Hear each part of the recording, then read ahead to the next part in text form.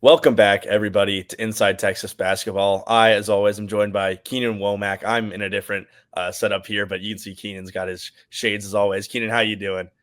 I'm good, man. I'm very glad to be talking about an actual game and not some sort of off-season conversation. I'm glad that there's another game to be played.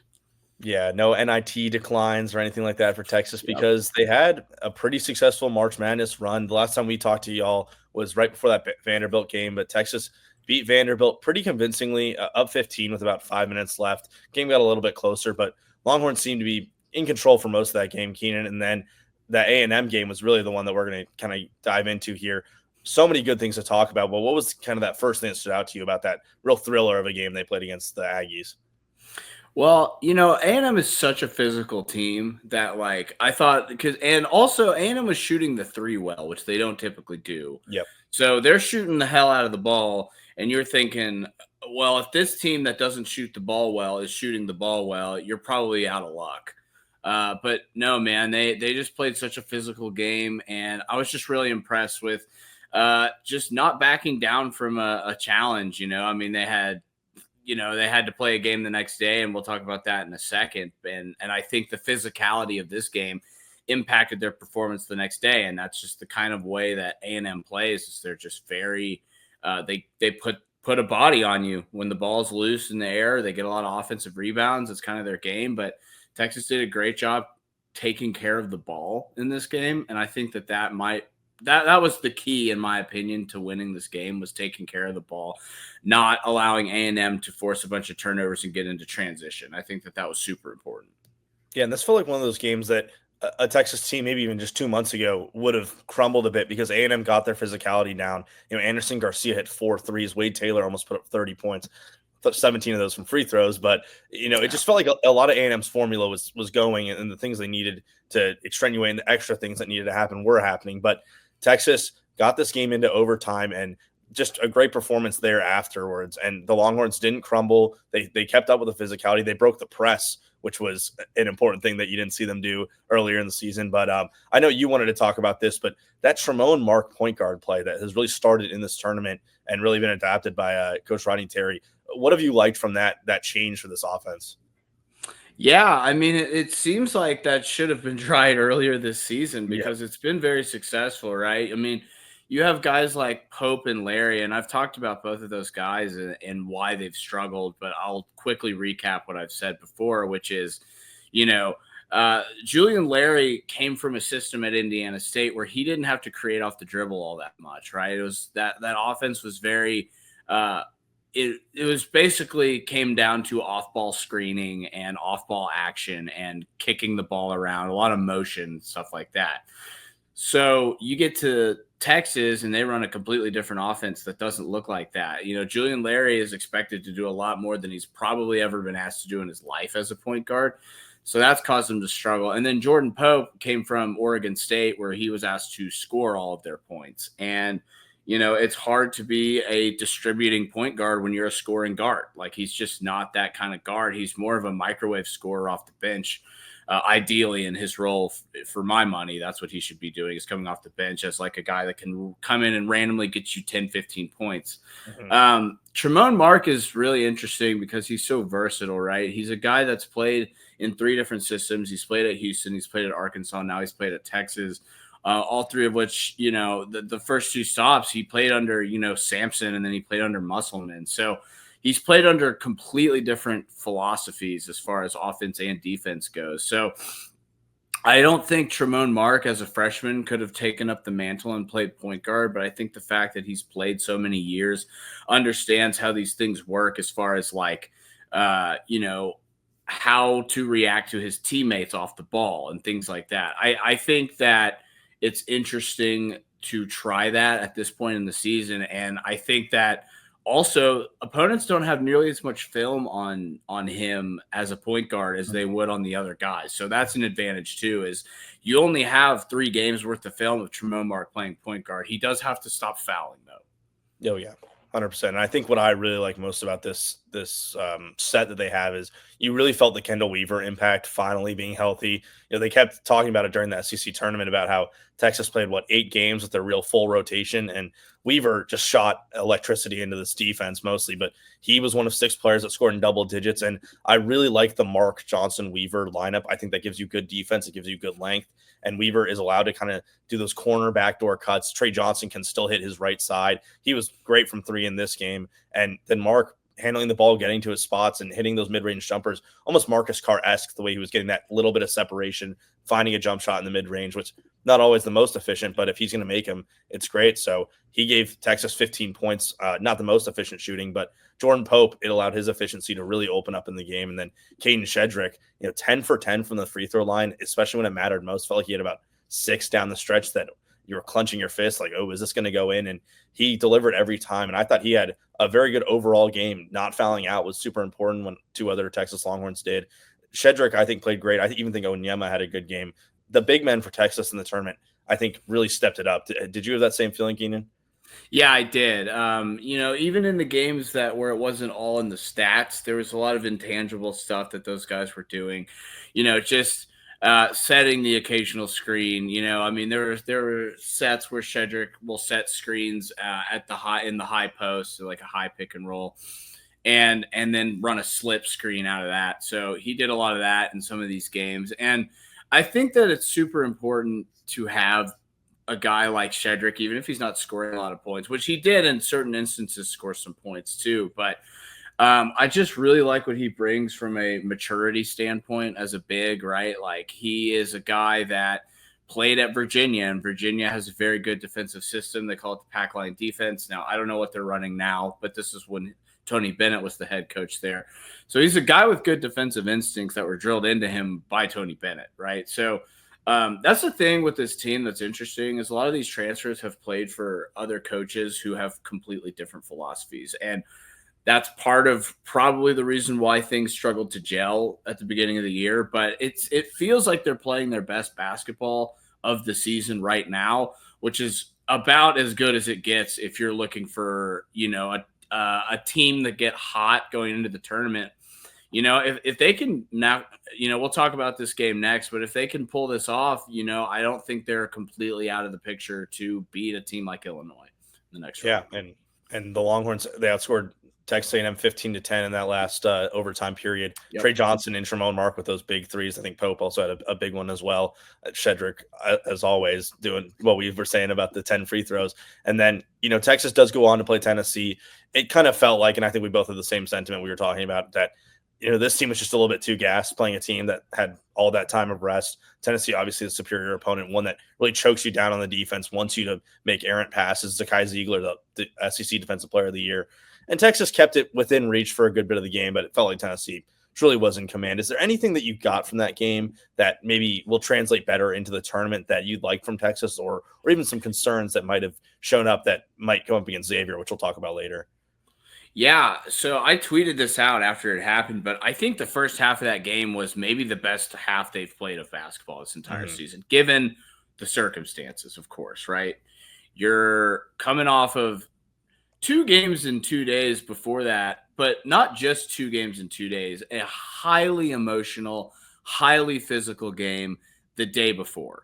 Right. That A&M game took it out of them. It would take it out of anybody. You're playing your rival. You do not want to lose the rubber match. Right.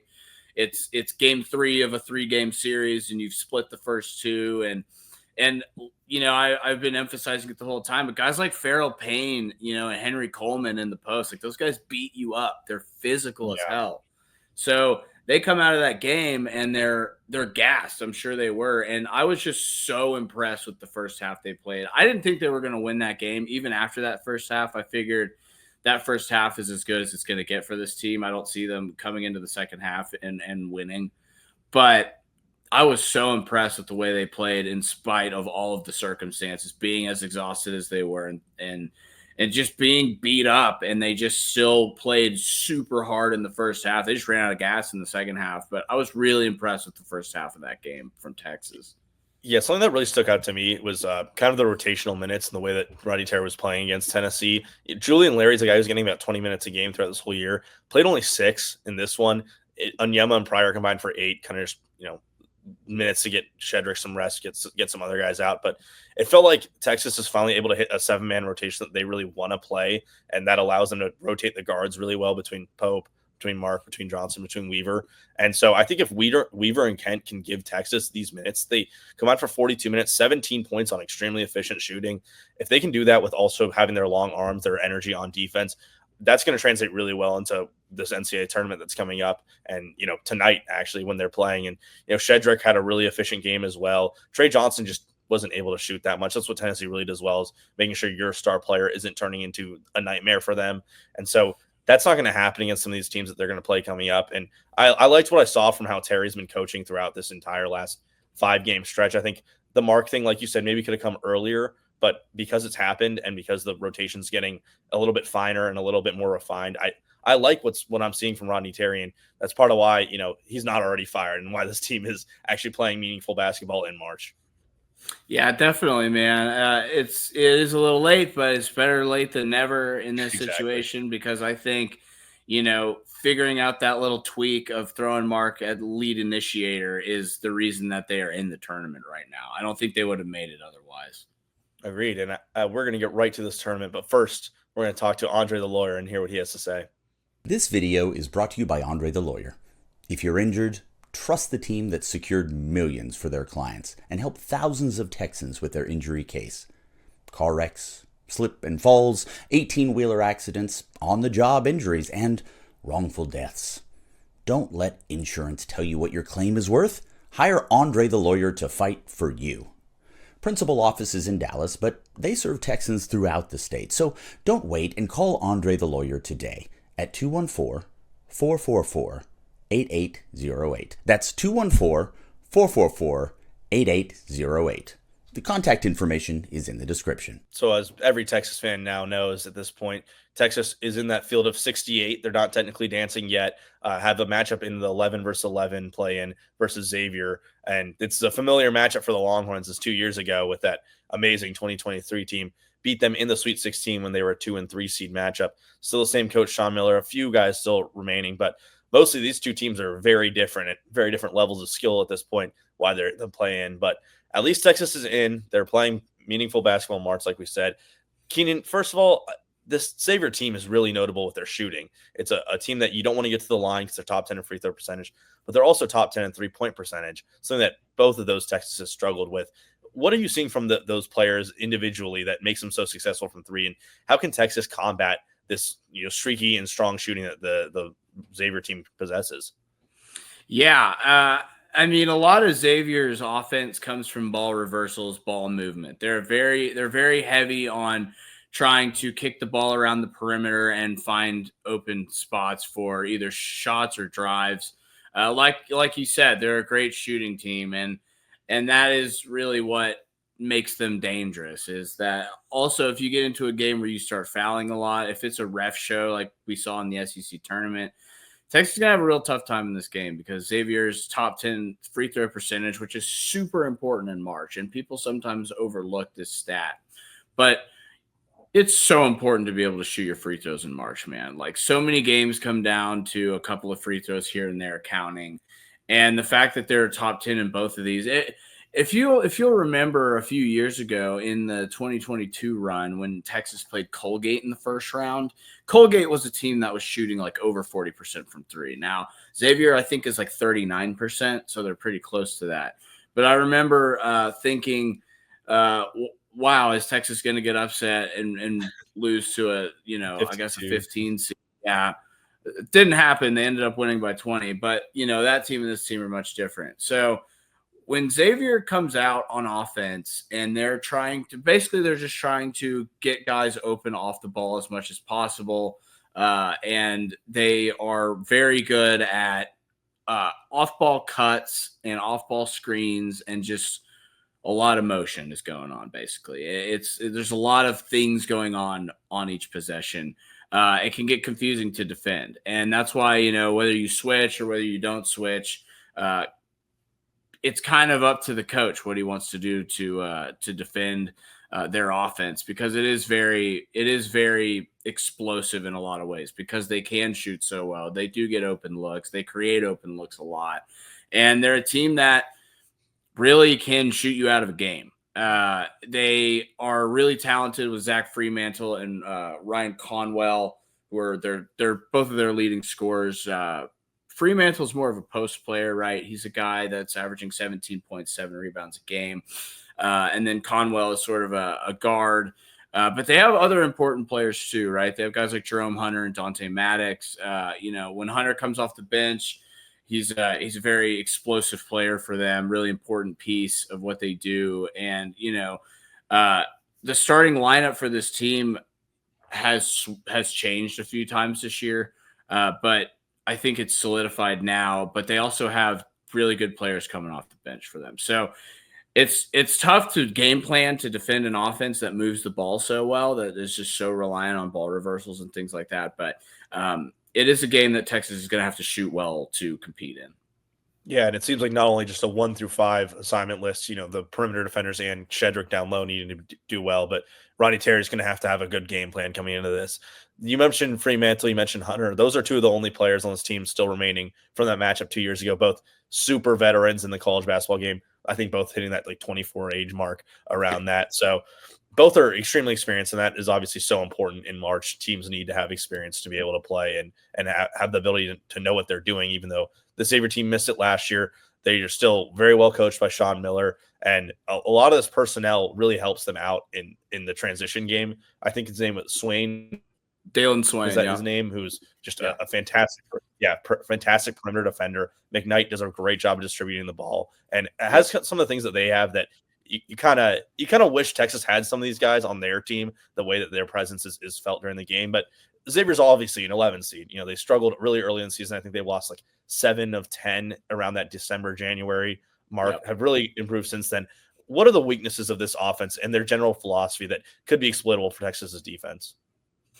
Yeah, well, I mean, they get big minutes from guys who aren't offensive threats. Like Dalen Swain isn't the offensive threat, maybe that some of these other guys are. And I think again, their philosophy is just ball movement as much as possible, and just keeping you on your toes defensively, not allowing you to set your feet and keeping you in flux, essentially. So, it's interesting to look at this roster and just kind of see, which guys are impact guys, which guys like on offense, and which guys are more of impact guys on defense. Swain's 10.5 points, 5.5 rebounds, 2.5 assists a game, 52% from the field.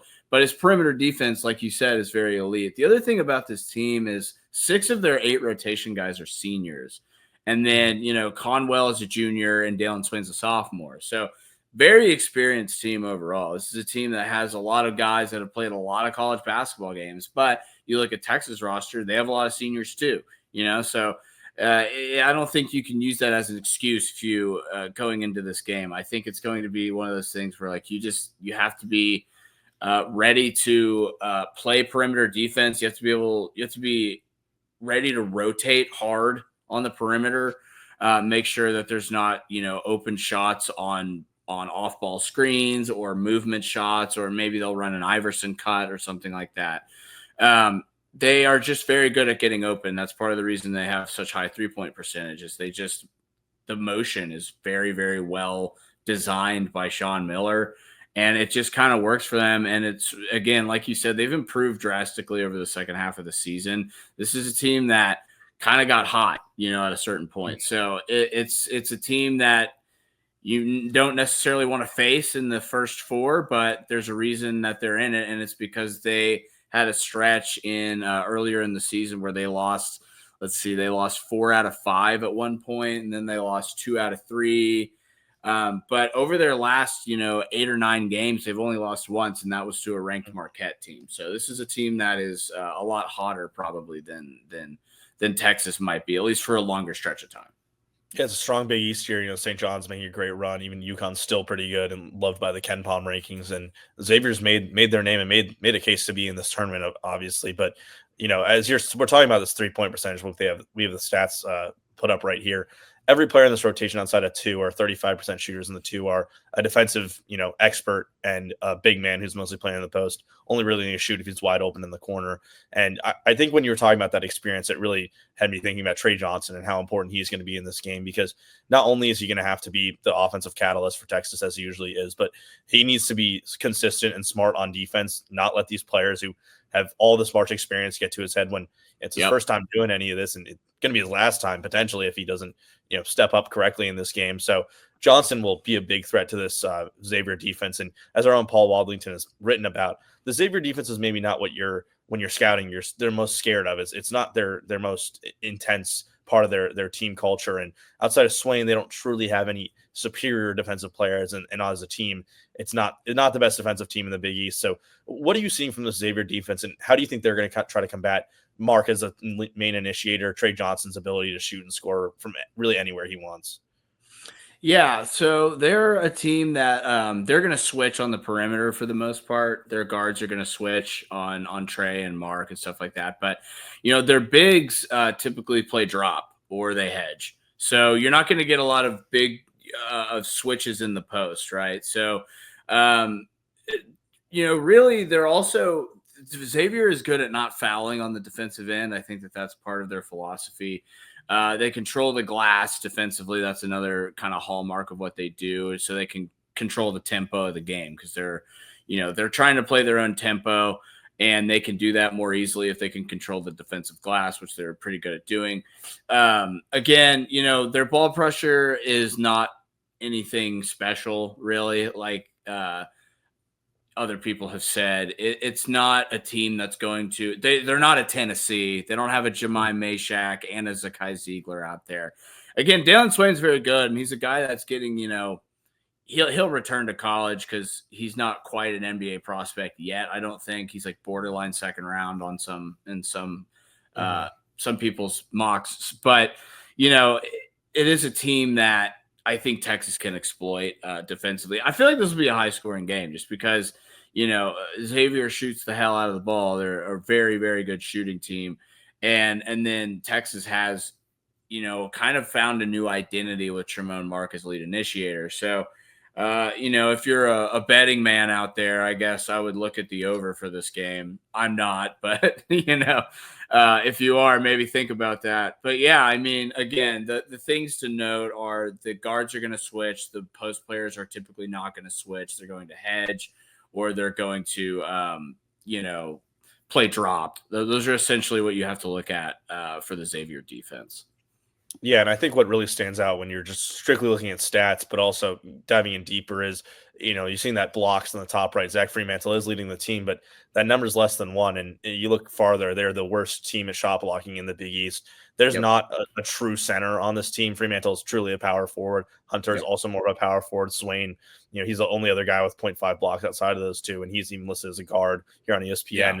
This is not a team that has shot blockers. It's not a team that's going to impose your will in the paint. And that seemed to give Texas some fits in the past. Like Cliff O'Murray in that game against Alabama just dominated the Longhorns when they try to drive the basket. And we'll sound like a parrot almost from how we've been talking these last few episodes, but it's just been consistent. Texas needs to get to the rim, getting to the rim, getting to the rim. Trey Johnson has to do it. Tremont Mark has to do it. Now, Mark, I think, is someone in the drop coverage that can exploit maybe the floater game a little bit if Fremantle can't get a hand up and contest him. But Texas needs to be able to get to this rim and force them to foul, because, like you've already mentioned, they're not a team that fouls that much. I think they're bottom 5 in the Big East in doing that. And so Texas really needs to get Fremantle into foul trouble, because he doesn't quite initiate their offense, but he's someone that they can kind of dump to, get him on a high screen, get easy buckets really is what his game is. So if the Longhorns can get that 17-7 out of the game early in the first half, get him to that 2 foul mark, I think that'll be really important for this offense and just the overall catalyst of Johnson's game becoming, a complete game instead of just doing the step back threes and these chuck ups from near midcourt. Yeah, it is kind of unfortunate that I feel like the winner of this game is going to be the team that gets to the foul line more. That's just kind of what it feels like to me, because, if you let Xavier get to the foul line more times than you, there's a very good chance you lose, because they're going to hit a good majority of those free throws. I feel like Texas' goal should be to make as many free throws as Xavier takes. That was an old former Texas coach thing.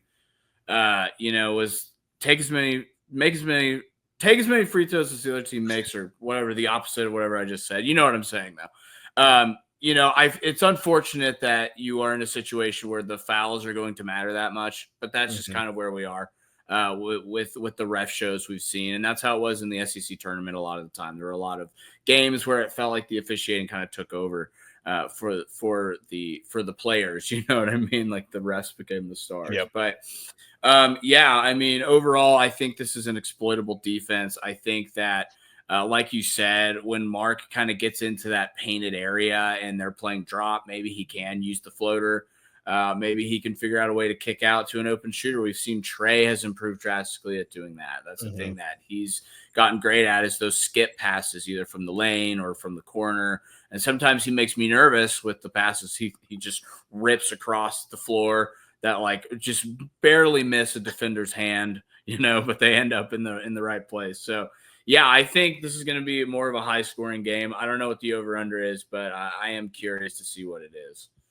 Yeah, and as we've talked a lot about, Fremantle and Swain in particular, those two guys where you kind of know what their role is going to be. Swain, that defensive stopper, the guy who's going to try to switch on to your ball handler. Fremantle, get him in the post and the paint. But someone that we really haven't touched on, and the stats speak for themselves, is Ryan Conwell, who was a part of that Indiana State team last year, which, man, has that team aged well. You got two guys from that Robbie Avila group that went on to St. Louis, and then you have Kenton Larry playing at Texas, and then Conwell, who's one of the top scorers for the Xavier team, all of those teams making the tournament. And so Conwell, what does he do so well at? How does he get to that 17 points a game? Obviously, that 42% from three sticks out, but specifically on the court and his actions, what do you see from him?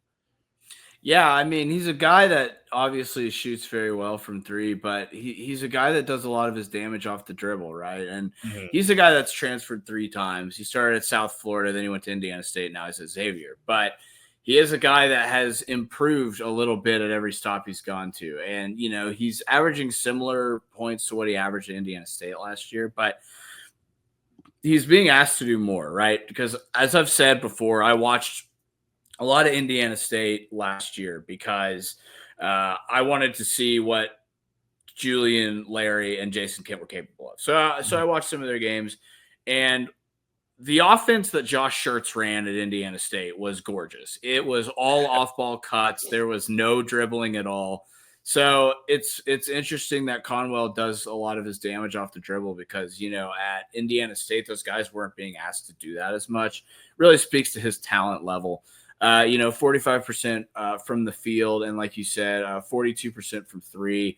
And, it's not like he's taking 2 threes a game. He's doing this on 7 threes per game. So he's probably one of the top 3-point shooters just by volume in the Big East, I'd imagine. I mean, that's a lot of threes a game in college, is 7.3. And to be able to do that, the other thing he does is he gets to the line, right? He's getting to the line 4 times per game, and he's hitting 83% of his free throws. And he's just a guy he's just a bucket, man. He's just a guy that finds his way to the rim. He's a guy that can hit shots from outside. He can do it off the dribble. He can do it off the catch some too. Just a really, really dynamic scorer, and probably outside of Fremantle, probably their most important player. Definitely. And, as we're wrapping it up here in the 30-minute mark, I'd love to hear, Keenan, your just general prediction for this game. I don't know if you come in thinking about that, but also, what do you think is the key to success? What will make sure that the Texas Longhorns can face Illinois next round and get to that next level of March Madness? Yeah, man. I think it's going to come down to perimeter rotations in this game. Like, can you stay tight after a screen? Can you find your man? Can you fight over the screens? That's another thing. They cannot go under the screen in this game. They're going to have to fight over every screen because these teams are so good at shooting the three, or this team's so good at shooting the three that if you get lazy even once, bam, that's probably going to be 3 points for the other team. So fight over screens, tight perimeter rotations, take advantage of the fact that they're not a good shot blocking team. Take advantage of the fact that they don't have post control. Take advantage of the fact that they don't have a big center and attack that rim, man. Get some easy shots, get to the foul line, collapse the defense a little bit, kick out, get Trey some easier shots so he's not expending all of his energy in the first half trying to get to his spots. And I think that's where Tremont Mark comes in and becomes a very important piece, is if he's driving to the basket and he's starting to do that in this game and they start collapsing the defense and he can find Trey can get some easy looks, get a couple to go in early, and then bang, you have a on fire Trey Johnson. And that's not something you want to see if you're Xavier. Yeah, and I think Texas having probably the best player in this game will play a big factor. I agree with you. Getting within that, you don't need to beat them on free throws and 3-point, but I think if you're within that number, then you're probably in a good spot here for the Longhorns. Texas playing tonight. I think it's 8:10 Central is the official time. Right now, I'm seeing on ESPN Sportsbooks that Xavier is the favored team, but Texas has every chance here to make a big stand. They're in that part of the bracket against Illinois, and it would be the 60 that they would play. So for now, Rodney Terry's squad has just got to get a win here, really for everyone's sake, in everyone's involvement. And the Longhorns have a big game ahead of us tonight, and make sure you're all tuning in. Make sure you're all subscribing over at On3 and Inside Texas. Inside Texas is your go-to place for everything from football recruiting to college baseball to basketball. We've got it all covered here. Keenan and I are both contributing a lot there in the written portion. So if you want somewhere to go follow along with this game, for sure, check out Inside Texas, and make sure you're tuning into your TVs tonight. I think True TV is the host of this game, which is always the only thing. Yeah, I was gonna say all they show is Impractical Jokers and tournament games. Well, I love some Impractical Jokers on a vacation. Either way, that's all from me here, from Evan and Keenan here at Inside Texas. Any last words, Keenan? No, man. Just hope we have another game to talk about. Yeah, me as well. And Longhorns got a big one tonight.